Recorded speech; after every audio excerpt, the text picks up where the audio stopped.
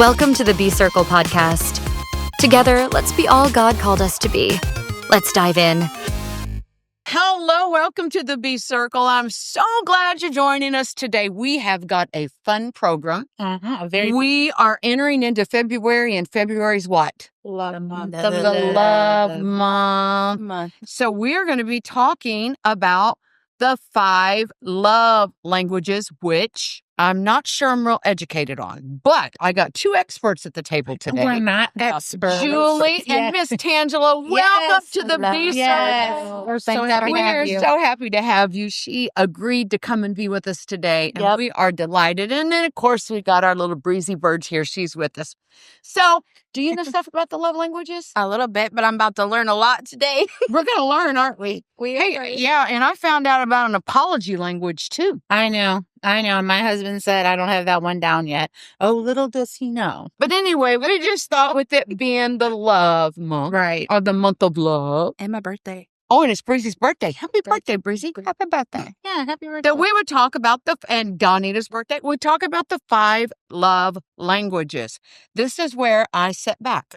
Well, Teach me something. I'm not going to teach. I'm just going to share. Okay. But for a long time, learning my husband's love language was important to me. And the more that I dove into love languages, I realized it's just not about your relationship with your spouse. Right. It's about your relationship with your family, your children, about, your relationship with your close friends. You have to understand how people hear and receive love. Mm-hmm. So God gave me a revelation a while ago about that, my baby girls, each one of them hear me differently. Yep. And I know the boys, they hear you differently. Yep. You have to learn to speak to them in a way that they're understanding. And I know we come from the old school of do as I say, not as I do. That's the wrong attitude, the wrong thoughts to have. You have to get in sync. We were just talking about how as spouses, we've taken the love language test. And you said yours has changed. No, I'm taking it right now. You're taking it right now? Oh, good. I'm so glad you are, because I was going to ask one of you two. Yeah, I'm taking it right now. But I'm taking it for Mark, though. I want to find out what his is. You can't take it for him. It's for you. You have to take it for you. Okay, I'm taking it for me. Okay. So I really kind of dove into love languages because all of my kids hear me differently. And we have a tendency, what speaks to us, that's what we speak. Right. That's what we speak. And so I knew that there was a better way. I just didn't realize how it flows in. Now, real close before we get super started, I'm just going to show you a few things. I love the love languages so much that I have the 5 languages of love. She's obsessed. Yes. We're calling her the love doctor. That's what they're calling me. We have the 5 languages of love for your children. We have the 5 love languages for couples. But this is the one right now that me and Tangela both love the most. Mm-hmm. That God speaks our love language. Yeah. Ooh. Mm. God will speak to us, and He speaks in our love language. Yep. And look here, this woman's for real with this. Look, these things are wore out. Look, they're coming. Well, I'm really disappointed because I gave mine. I told my husband the other day, I was like, I've given away so many of these books, but my original one was so full of things I had written, and I gave it away to somebody who Julie, asked. Can you give some of the authors for the These people? Are all Gary Chapman. Oh, Gary Chapman. Gary Chapman. He just has a unique anointing for understanding how people receive and hear love. And then the other thing I want to share with you that he did a love language devotional Bible. And I use this Bible a lot when I'm looking stuff up, So I think it's important in today's world and in every day that we study the people we're close to. We study our parents. Have you been studying me? Oh, I've studied everybody a little bit. Yeah, I'm working on. Well, that makes me feel creepy. It's about connection. It's about connection. Absolutely. It's about connection. Yep. And so you got to take the time. If I want to connect with you, if I want to have a relationship with you, right, I need to understand what makes you happy. Right. What do you enjoy? Right. How do you receive love? Right. So that we can have that connection and that intimacy.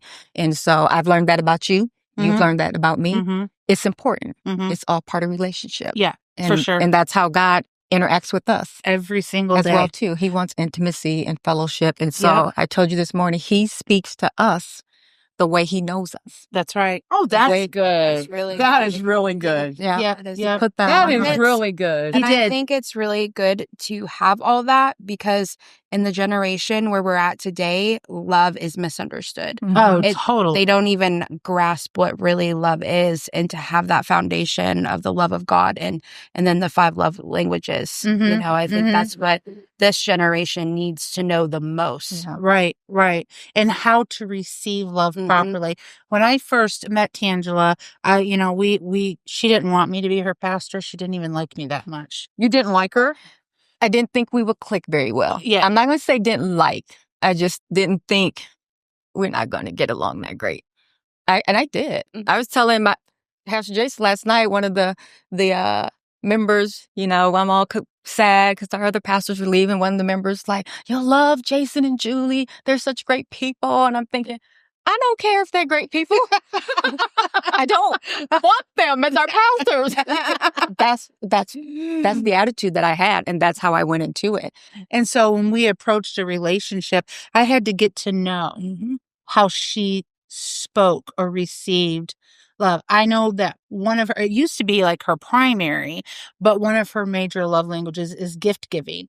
If Tangela gives you a gift, Did you bring us something? Oh, I'm sorry. but if you say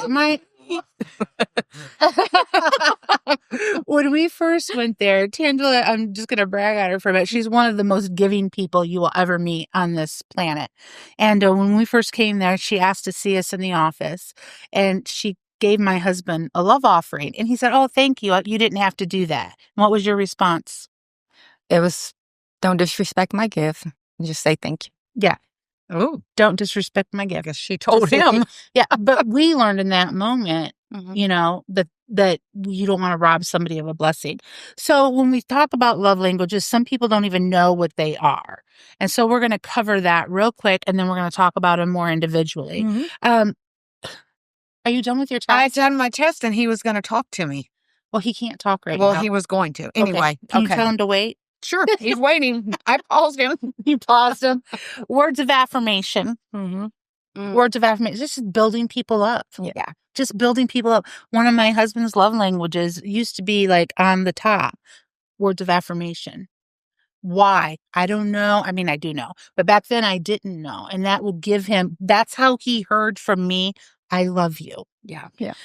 So just building people up, showing them appreciation, quality time, this is the one that I always tell people now, put your phone away and be present.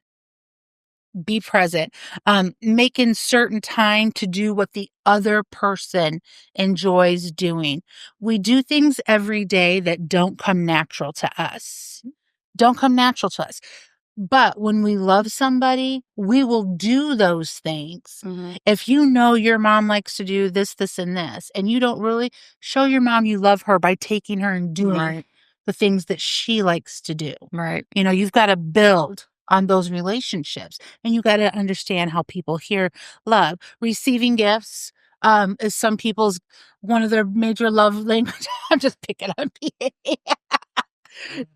But it's okay. She hasn't read that yet. No, she hadn't read it yet. I can't even believe that's what it is. But What is anyway. it? Oh, I would be shocked. What is our? Well, I don't want you to touch me, but I like it when my husband hugs me or Yeah. holds my hand. Yes. Exactly. Walks to the mall and holds Yes. my hand. I Yes. love physical, Physical touch. touch. You're not on the show. Stay in the background. We're having fun with this, aren't we? Yes. So here's the thing about receiving gifts that people get messed up. You don't always have to go out and buy somebody something. Right. Okay, so what do you do? No, I'm being serious. What Yeah. would you do then if you're not buying them something? If you're not It's a buying gift. you are giving them like there's been times when my husband will go away. Just joined your show. Oh, well, welcome to the B circle, Pastor Mark. Time to give some physical touch. All right, you go right ahead. Do we all need to step aside for a minute, pause, come back? I'm good with whatever, This is the best episode ever. And people didn't want to join us. And people didn't No, want they to wouldn't join do us it. on the B circle for Somebody lovely- named Tisha didn't want to be a part of She this. was not feeling the Come on, love Tish, we'll language. give you a hug. No, so what I have done before is I will write him love notes. Exactly. You know, there's been times I'll like do things like kiss the mirror with my lips or make him like a homemade something. Yep. I know his favorite foods. So I will make his favorite foods, you know, set the table up pretty or whatever those things are. Anything that I know he'll enjoy will be a gift from me to him. So it doesn't have to be a store-bought. No, I mean, you don't have to go buy, you know, $100 pairs of shoes when you, I know that'd be hard.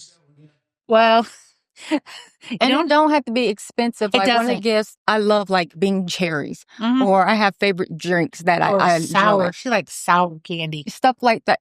Someone can just bring me my favorite energy drink that I love, and I'm in heaven. You know, I'm excited about that because it means something to me. Right. It's not about if it don't mean something to you. It means something to me. Right. You're expressing, you've heard me, you're supporting me, you're connecting with me.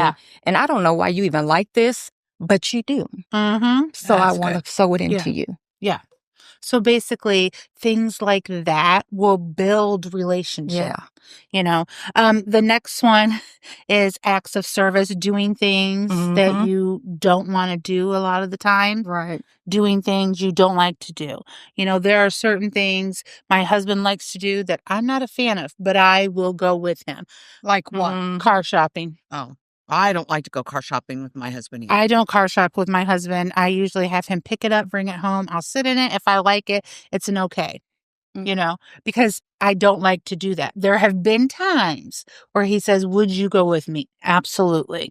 Absolutely. I don't like to go hiking, but I go hiking for my husband because Yeah. I don't like it at all. I don't And like it's to just sweat. something. Yeah, no, but I do it for him. Like I did it this past summer, and he was like, "That was the greatest day ever," and I was like, "Oh, it's good." It wasn't for me, but it's okay. But it was for you. For you. Yes, but in saying that though, we're laughing about that. Yeah. But in saying I didn't do it for me, I did it for you. Yes. Mhm. Sometimes doing that takes the joy of the gift away. Takes the joy of the words of affirmation away. Okay. Yeah. It takes it, you know, it takes it away. So we have to be careful how we respond when people walk into our lives or our spouses and they speak our love language. Okay. Oh, forgive me. Baby Angela, I got you this. Saying, you know, Pastor Mark said, I got you this. And you would respond, oh, thank you. You didn't have to. I mean, that right there, you just negated the joy in him. That gave her an earache. I don't. Because I don't like when people say that. I don't. She does it. Because to me, it feels like, and I know people don't intentionally do this, but again, you're kind of disrespecting the gift. That's good. We need to Yes. remember that. You don't have to do this. I know I don't have to do this. I wanted to. I even said it to my grandmother. I gave my grandmother Christmas gift, and she's like, "Oh, honey, you have to do that." I said, "Grandmother, next year I'm not." So that's what you said to him in the office, Yeah, too. and it wasn't a disrespectful way either. It wasn't like, but I'm like, well, Grandma, quit saying that. I know I don't have to. I want to. Right. I want just say thank you. That's good. Just say That thank is so you. good. Yep. So like when she'll give me something or whatever, and she doesn't have to, but I never tell her that because I know that would not speak to her. That would not feel good to her. It would negate what she did. And then the last one I'll touch on, then we're going into something different, is physical touch. I like to be touched by my husband, by my kids, by my grandbaby. I grew up in a family of huggers and kissers, you know, even like, you know, your aunt and your uncle, they kiss you on the lips. That's just the how I grew up in my house. That's not for everybody. I know. It's not. It's not for everybody because you ain't doing that. I know you ain't doing that. But I'm a toucher. I like to touch. Okay. We're going to pick that up. Can you pick up that? I asked my boys that one day. They was like, what? I'm like, yeah, let me kiss you on the lips. They're like, Mom, do not kiss me on the lips. Like you used to when you were a baby, kiss you all the time on the lips. Yeah, no, they're not a fan now. Not a fan. But physical touch for somebody is the only way they receive affection and love. And if that is your child, then you hold them, you know, or you hold their hand when you're walking. You know, if it's your friend, how do you do physical touch with a friend? What would you do to have physical? Hey, Breezy. Yeah. Well, I don't know that was physical. Love language, touch. I think that was more. Usually it's more like a back rub, Yeah. or like a quick I love hug. you. Good to You know, see you. You don't want to hold my hands like you do with your husband. I don't want to hold your hand. And because I know you, even though I know physical touch is one of them, it's not for me and you. Right. It's for you and him. Right. And your children. And Thank God that we heard that at this table. Yes. Hand holding among women is probably not very good. It is not very good. Yeah. Okay. So what do you do with love languages? You have to keep the people in your life, keep their tank full. Consider what they like, what they want. Listen, you got to study the people in your life. You got to study your kids, because how you talk to Michael is probably not how you talk to Brianna. No. It's different because you know how they hear you. Yep. You know, I don't talk to anybody the way I talk to my husband because I know how he hears me. Yep. You know, each one of our kids are different. And so you have to be intentional about understanding how people hear love and then speaking it even when it's uncomfortable for you. Because if you really love somebody and care about somebody, you're going to give of yourself. Right. You're going to give of yourself. And you have to study all of those things in people's lives. And I don't think there's ever been a time in my life that I wasn't aware that physical touch was for a long time. It's not now, but it was for probably up until a couple of years ago. Physical touch was my primary love language. And when you didn't touch me, or if my husband didn't touch me, that was rejection. As she's touching me. But that was rejection to me. That spoke rejection. He doesn't love me because he won't hold my hand, or he doesn't love me because he's not constantly patting me on the booty or whatever. And so we worked through that. And he learned to speak my love language, and I learned to receive it. Now, in the last couple of years, my love languages have changed up a little because I'm in a different season. So what is your love language now? Well, my primary one, I didn't take the test yet, but I did last week. I try to take it every It once in a while. changes weekly? No. No. She said she... I took it last week, and I was going to take it again this week and bring it with me. But right now, quality time. Quality time. What's yours, Miss T? Mine would be quality time and acts of service. Okay. And that changed, like you said, the season that I'm in now and what I'm in need of now in my life. And as my kids have gotten older and they're no longer in the home, it changes with your priorities. Yep. Changes when you change. As a woman, as a man, you have different needs, you have different desires. And so those are more important to me now. Right. And if you study the people, sorry, I didn't mean to cut you off. If you're studying the people, you'll recognize that. Yeah. What you did 2 weeks ago might not be effective today. Yep. So you have to know the people that you're in contact with. You have to know the people that mean something to you, your family, your friends, your spouse. I'm big at promoting love languages and spouses because it literally changed my life about how I understand my husband. You know, it literally did. And people will think it's silly and all of this stuff. But once I learned how to have a love language with him, then I began to understand my kids more. I began to understand family more. I began to understand, things that my grandfather Give me did. this book so I can give it to my husband. Languages is a Not lot. really. I'm playing. But I just want to say we're gonna cut this because we're gonna come back. Coming back. We're coming back, and we have something really great for you about love languages when we come back. So I'm excited. It's been fun. We've made it funny, but this is very important because who would have known that physical touch would be my love language, because I didn't come up in a family of physical touch. That's probably why it is. My parents, my dad was more physical than my mom, but it was never, we didn't hug. We just didn't do that. And then God married you to a hugger. To a hugger, yeah. So, but this is neat. I need this. Yeah, I do too. I need to learn how to See, do it's this. not about spouses. I can't remember the last time I took that test, let alone with my husband, Colton. Yeah. That's something I want to do that. You do. It's kind of like a date night, quality time. A date night, set a table, get out the iPads, take the test, then put the iPads away and discuss your love languages. That's pretty Discuss cool. how you receive love and talk about it. Yeah. So for the month of February, we want to encourage our listening and viewing audience take the love language test. You can just type it in love language and it'll come right up and you can take the quiz. I did it. It was easy. You go do it and go love your man or your woman on Valentine's Day and every day of the year, but you'll know how to love them right. Hey, we're so glad you joined us. Thank you for listening, watching. We are so grateful. Email us at the bcircle@gmail.com. We want to hear from you. Okay, girls, tell them, go be all that God has called you to be. Thank you. Thanks for watching or listening to The B Circle. If this week's podcast helped you, or if you want to know more, please contact us at thebcircle@gmail.com. Join us next week for more.